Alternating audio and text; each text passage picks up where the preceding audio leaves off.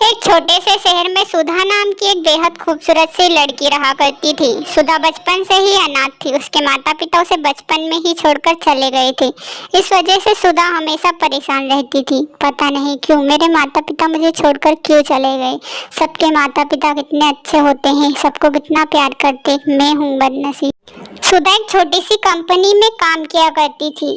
उसे महीने के करीबन 6,000 मिल जाया करते थे, लेकिन सुधा उसकी नौकरी से कुछ ज्यादा खुश नहीं थी। मेरी नौकरी भी कितनी छोटी है, महीने के 6,000 ही कमा पाती हूँ, जिसमें मेरा खर्चा ही चल पाता है। मुझे कुछ आगे की सोचना होगा, कुछ करना होगा। ऐसे कैसे चलेगा? मेरी शादी भी होगी तो कुछ ज्यादा ही पैसे लगेंगे। एक दिन की बात है, जब सुबह सुबह के समय वहाँ मार्केट पहुँचती है। मार्केट में वहाँ एक ऐसी लड़की को देखती है जो पढ़ी लिखी तो थी, लेकिन प्याज पराठे बेच रही थी। यहाँ देखकर सुधा हैरान हो जाती है और कहने लगती है, अरे ये लड़की तो पढ़ी लिखी लगती है, लेकिन प्याज पराठे बेच रही है। मुझे तो हैरानी इस बात से हो रही है। मुझे लगता है कि इन चीजों में फायदा ज्यादा ही होता होगा। वैसे भी मैंने कई पढ़े लिखे लोगों को ऐसा करते देखा है। मुझे भी यहाँ सोचना चाहिए। नौकरी से तो अच्छा ही होगा, टाइम टाइम पर कर लूंगी। सुधा उसके बारे में सोचती है, लेकिन बीच में ही उसका एक्सीडेंट हो जाता है। वहाँ घायल हो जाती है और थोड़ी ही देर में उसकी वहीं पर मौत हो जाती है। सुधा को नहीं पता था कि उसके साथ कुछ ऐसा होने वाला है और उसके सारे सपने वहीं टूटकर बिखर जाते हैं। समय बीतता चला जाता है। सुधा का कोई नहीं था, इसलिए उसका कोई अंतिम संस्कार नहीं करता। इसलिए सुधा एक दिन एक खतरनाक चुड़ैल बन जाती है, जिसके पास काफी शक्तियाँ थी। सुधा हर जगह भटक रही थी, तभी उसे प्याज पराठे की दुकान दिखाई देती है। वह सोचती है कि यहाँ तो मेरा भी सपना था। अरे चाहे कुछ भी हो जाए, मुझे अपना सपना पूरा करना होगा। इसके लिए मुझे किसी गांव को ढूंढना होगा। शहर में तो मुझे सबने पहचान लिया है। एक अच्छा सा गांव ढूंढकर वहीं पर एक ठेला लगाऊंगी और प्याज पराठे वाली बनकर प्याज पराठे बेचूंगी। सुधा गांव ढूंढने के लिए निकल जाती है।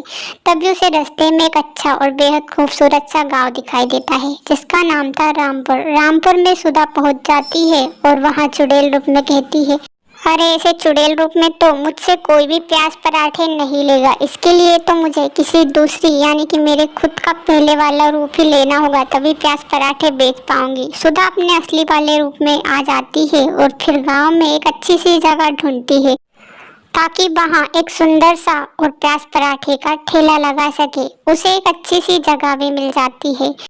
अरे ये पेड़ के नीचे जो घर है, यहीं पर प्याज पराठे का ठेला लगा लेती हूँ। वैसे भी यहाँ से काफी ज्यादा लोग गुजरते हैं। सुधा एक पेड़ के नीचे एक घर के सामने एक प्याज पराठे का ठेला लगा लेती है और जोर जोर से चिल्लाने लगती है, प्याज पराठे ले लो, प्याज पराठे, स्वादिष्ट प्याज पराठे, जल्दी खाओ मेरे प्याज पराठे। यहाँ जोर जोर से चिल्लाने लगती है।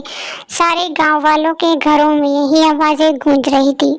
सुधा के प्याज पराठे इतने स्वादिष्ट थे कि हर घर में उसकी खुशबू भी फैल रही थी।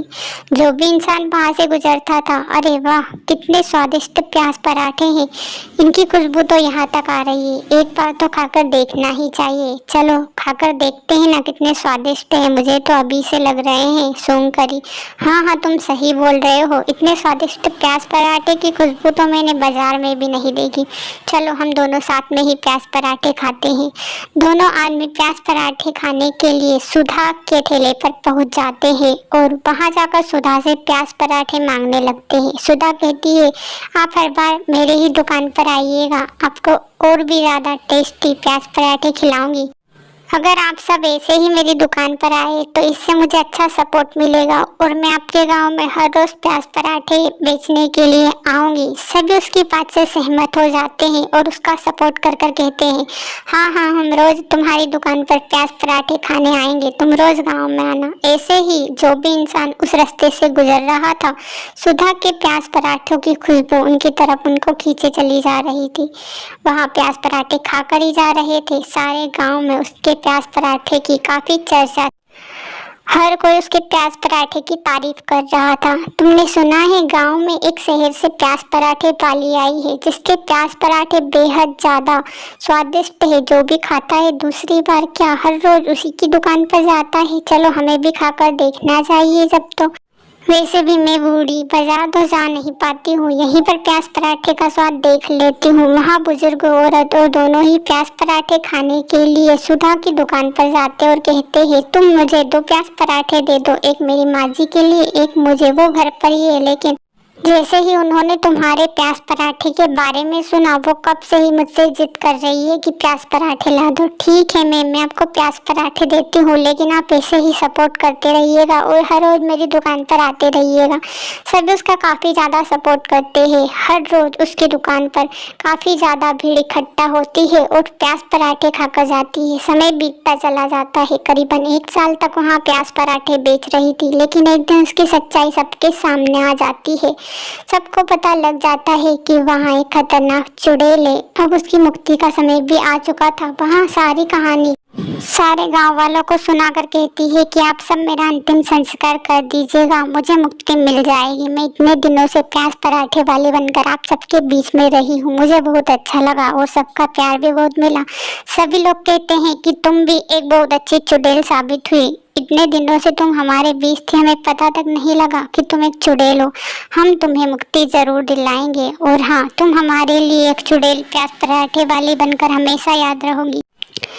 गाँव वाले उसके अंतिम संस्कार की सारी विधि अच्छे से कर देते हैं। चुड़ैल को मुक्ति मिल जाती है। कहानी पसंद आए तो चैनल को सब्सक्राइब करना मत भूलिएगा और वीडियो को लाइक किए बिना मत जाना। Thanks for watching.